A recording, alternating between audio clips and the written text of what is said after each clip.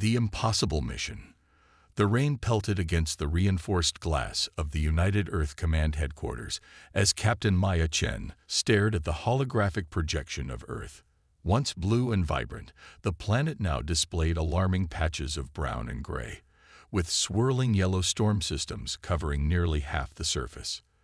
The air quality index numbers flashing red in the corner of the display told the rest of the story. Captain Chen. Admiral Rodriguez's voice cut through her thoughts. Are you prepared to accept this mission, knowing you might never return?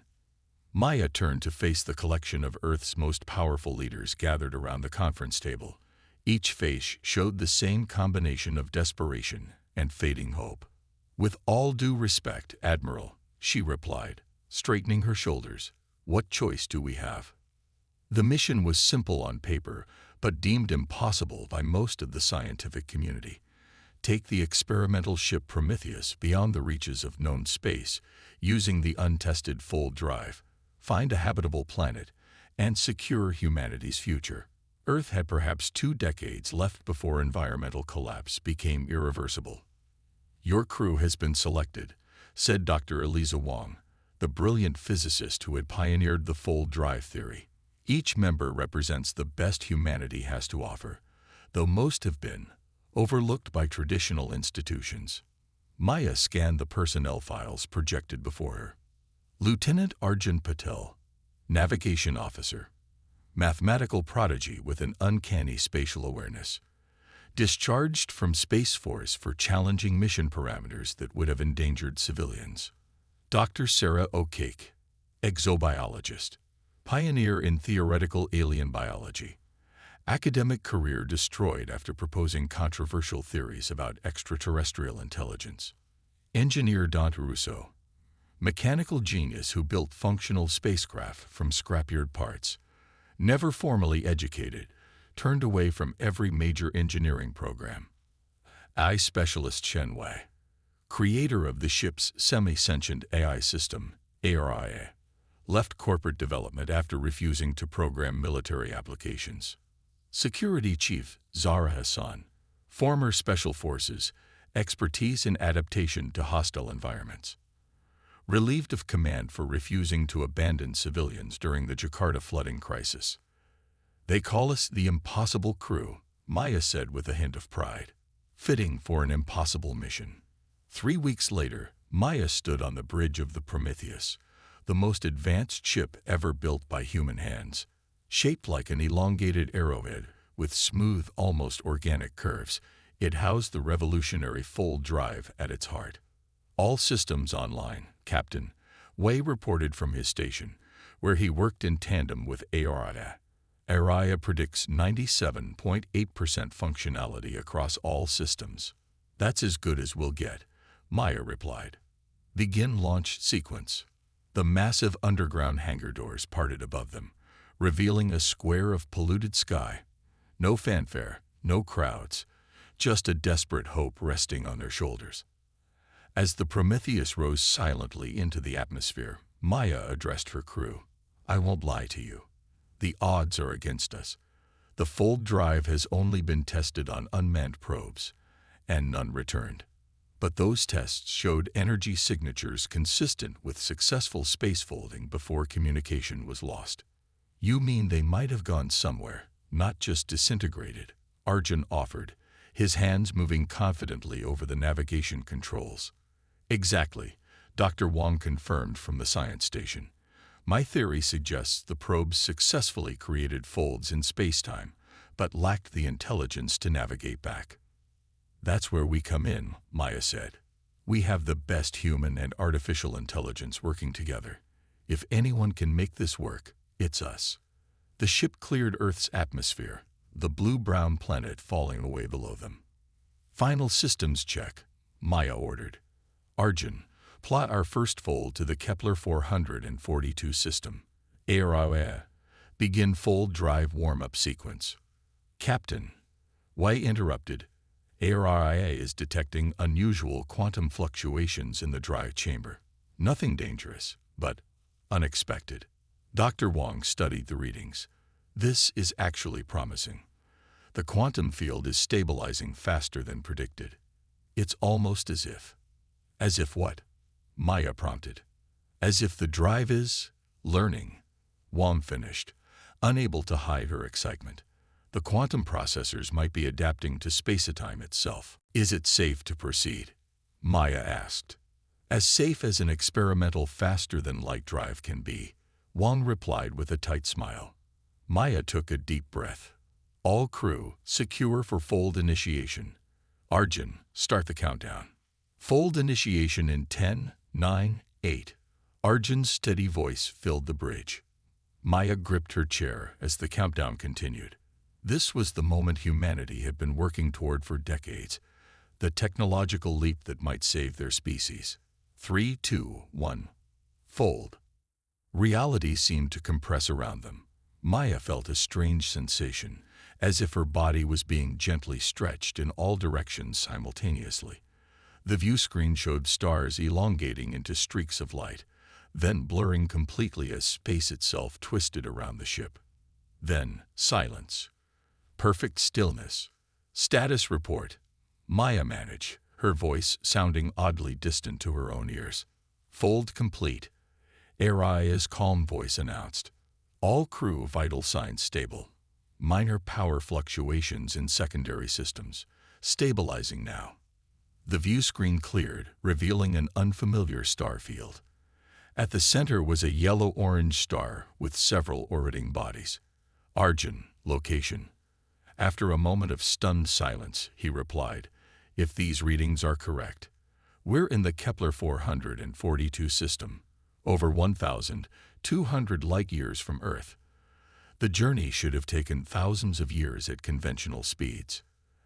A cheer erupted on the bridge. They had done the impossible. Humanity's first successful faster-than-light journey. It worked, Dr. Wong whispered, tears streaming down her face. It actually worked. ARIA. Full scan of the system, Maya ordered, allowing herself a moment of celebration before refocusing. Let's find our new home.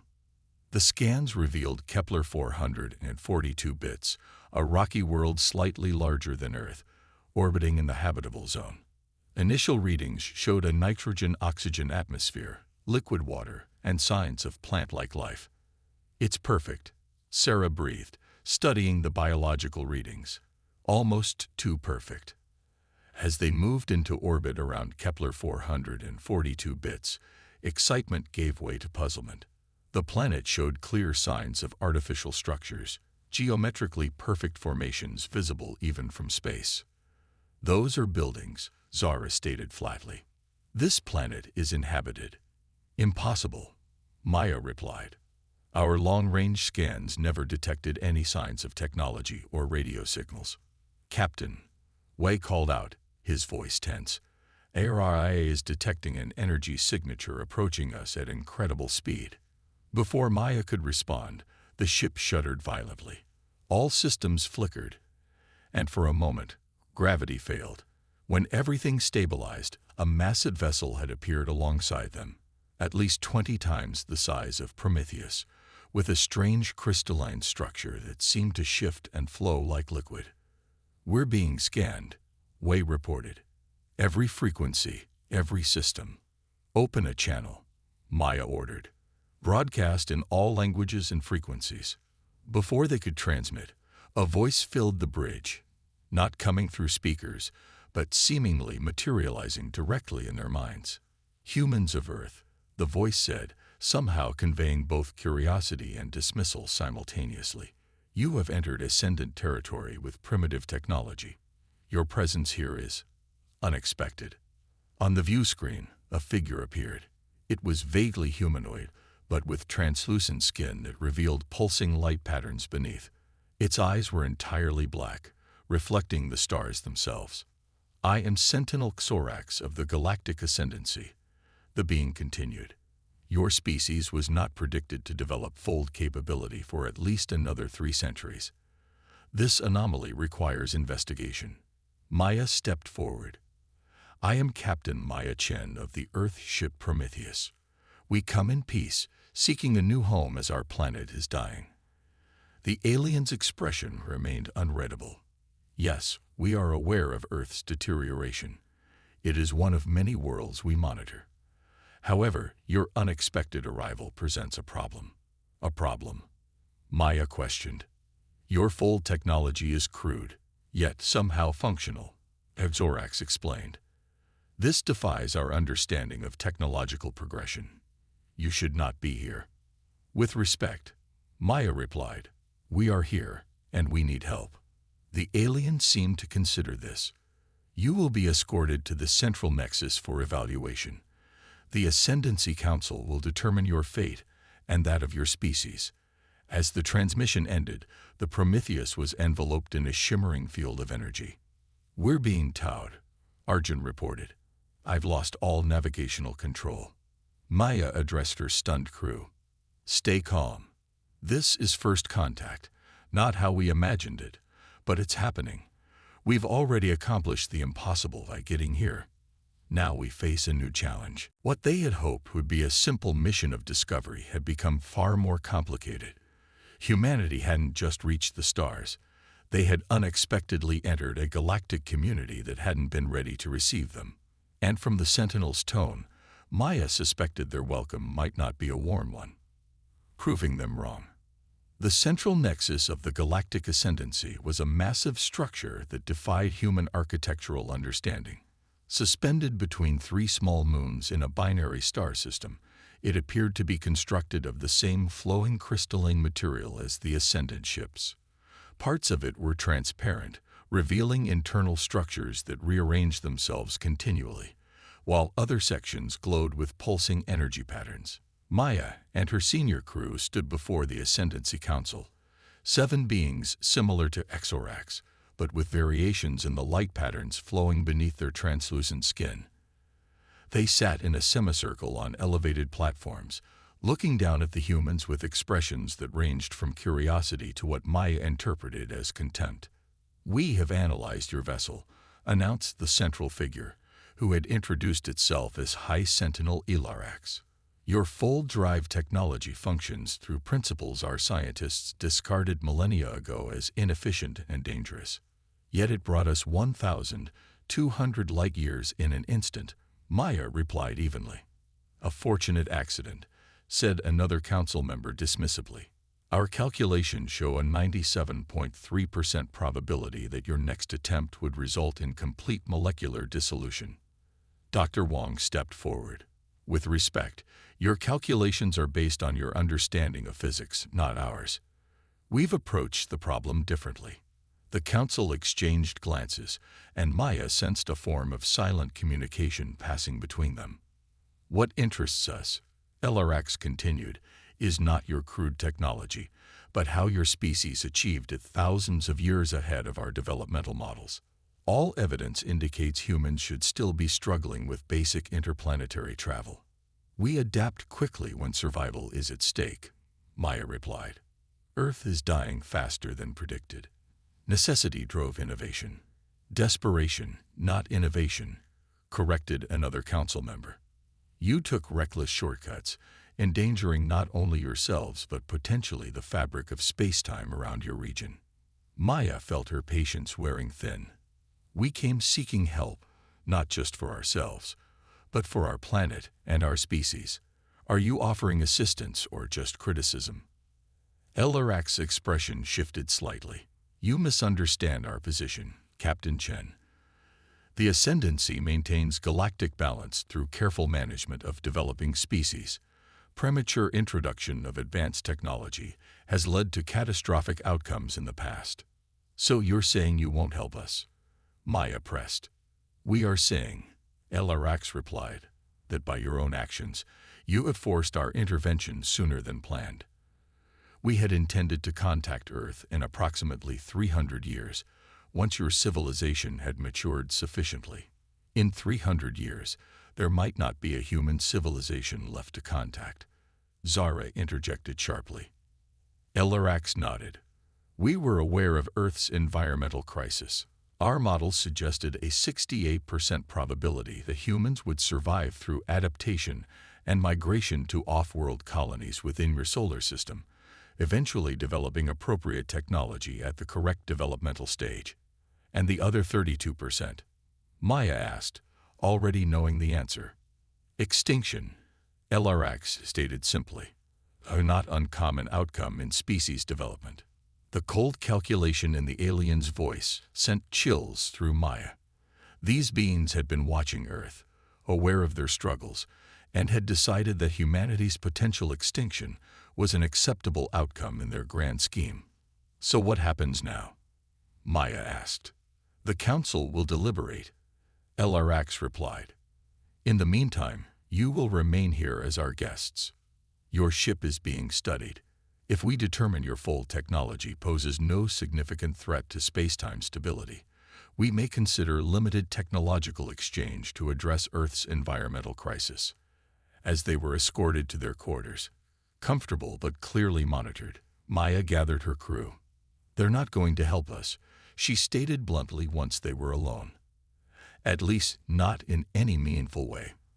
They see us as children playing with dangerous toys, Arjun observed bitterly. Worse, Wei added. They see us as a developmental anomaly, a glitch in their perfect model of galactic evolution. Dr. Wong had been unusually quiet since the meeting. There's something they're not telling us, she finally said. The way they reacted to our full technology. It wasn't just dismissal. I sensed fear. Fear? Maya questioned. What would beings this advanced fear from us? I don't know, Wong admitted, but I intend to find out. Over the next several days, the crew was allowed limited access to certain sections of the Nexus.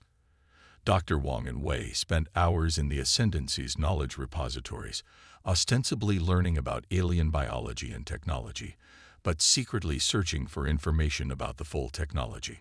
Meanwhile, Maya and Zara charmed their way into conversations with lower-ranking Ascendants, gathering intelligence about the Council and their true motivations.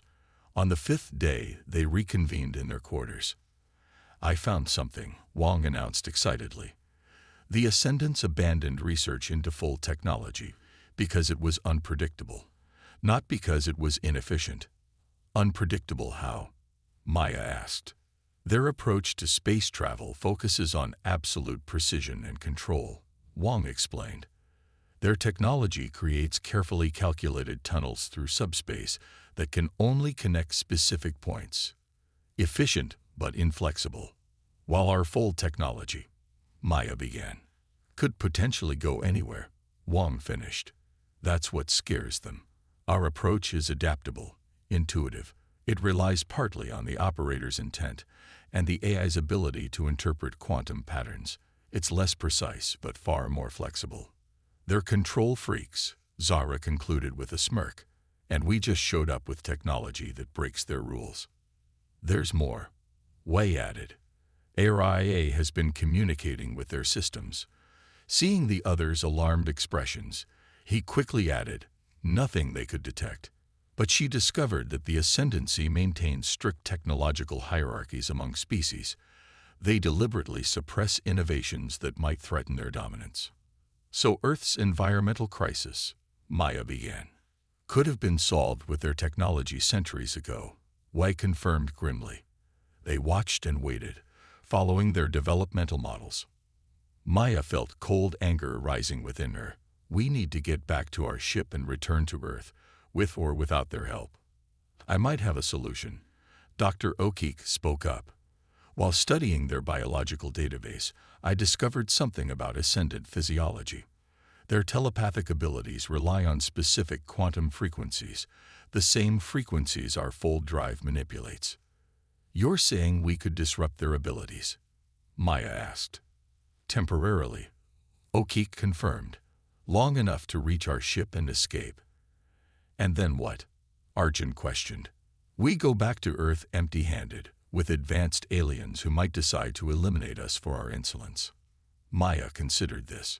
No, we need to prove our worth to them. Not just escape, but demonstrate that humanity deserves to be treated as equals, not as developmental subjects in their grand experiment. The plan they devised was audacious, borderline suicidal, but quintessentially human in its blend of ingenuity and determination. When they were summoned before the Council the next day to hear their verdict, they were ready. The Ascendancy has reached a decision, Elarax announced. Your full drive will be decommissioned and replaced with appropriate technology suitable for your developmental stage. A delegation will accompany you to Earth to begin limited environmental intervention. Limited intervention, Maya repeated, meaning you'll do just enough to prevent our extinction, but keep us dependent on your assistance. Elarax's expression hardened. You should be grateful for any intervention, Captain. Most species in your position receive none. We appreciate the offer, Maya said carefully, but we respectfully decline. The council members exchanged surprised glances. You cannot decline, Elarax stated firmly. The decision has been made. Perhaps we failed to make ourselves clear, Maya continued. Humanity doesn't need your permission to survive. We've faced extinction before, from ice ages to plagues to our own destructive tendencies. Each time, we've adapted and emerged stronger. Your arrogance is typical of young species, Elarax replied dismissively. Without our guidance, you will almost certainly destroy yourselves. Maybe, Maya acknowledged, but that's our choice to make, not yours. She glanced at Dr. O'Keefe, who subtly activated a device hidden in her sleeve. Immediately, the Ascendants reacted, their light patterns faltering as their telepathic connection was disrupted. What have you done? Elarax demanded, rising unsteadily. Demonstrated that even your most fundamental capabilities can be counteracted by human ingenuity, Maya replied. Now here's our proposal. Instead of dictating our development, enter into a true alliance with Earth. Exchange knowledge as equals, not as overseers and subjects. Impossible, another council member protested. Your species is too young, too volatile. Yet we developed full technology that you abandoned because you couldn't control it. Maya countered. Imagine what we could accomplish together if you stopped underestimating us. The disruption field began to weaken as the Ascendants adapted. Maya knew they had minutes at most. Your choice is simple, she continued urgently. Treat us as equals, or watch as we develop on our own path. Unpredictable and beyond your control. The full technology was just our first breakthrough. There will be others. Elarax had regained his composure, studying Maya with newfound intensity. You would risk the wrath of the Ascendancy rather than accept our terms. We would risk everything for true independence, Maya confirmed. It's what humans do. After what seemed like an eternity, Elarax turned to confer with the council in hushed tones. Finally, he addressed Maya again. Against my better judgment, the council is intrigued by your proposal. Your species has demonstrated resourcefulness we did not anticipate. Perhaps our models require adjustment. The agreement they ultimately reached was unprecedented in Ascendancy history. Earth would receive technological assistance for its environmental crisis, but would maintain autonomy in its development. The Prometheus would return with Ascendant observers who would establish the first official diplomatic relations between humanity and the galactic community. As they prepared to depart, Elarax approached Maya privately. You took an enormous risk, Captain Chen. Had the Council reacted differently, your entire species might have suffered. That's another thing about humans, Maya replied with a slight smile. We calculate risks differently than you do. Sometimes the boldest move is the safest in the long run. Elarax studied her curiously. Our predictive models failed to account for this aspect of human behavior. Perhaps that is why you succeeded where our calculations said you would fail. Sometimes, Maya said, the impossible only remains impossible until someone decides it isn't. The return journey to Earth was smooth, the full technology operating flawlessly under the watchful eyes of both human and Ascendant scientists. As the beautiful blue-brown planet came into view, Maya reflected on how their desperate mission had transformed into something far greater. They had set out to save humanity by finding a new home. Instead, they had secured humanity's place among the stars by proving that impossible was just another problem waiting to be solved.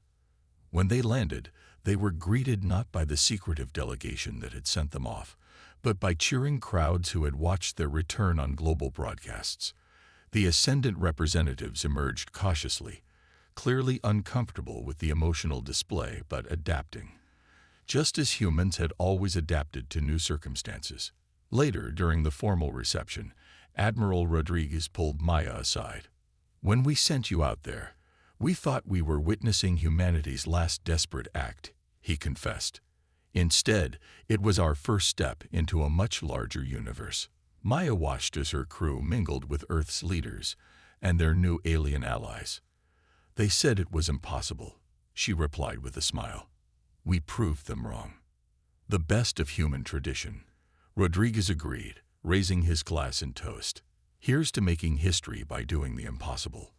Around them, human and alien representatives began the long conversation that would shape the future of both species, a future that, against all odds and expert predictions, now seemed brighter than anyone could have imagined. They had done the impossible, and in doing so, they had changed everything.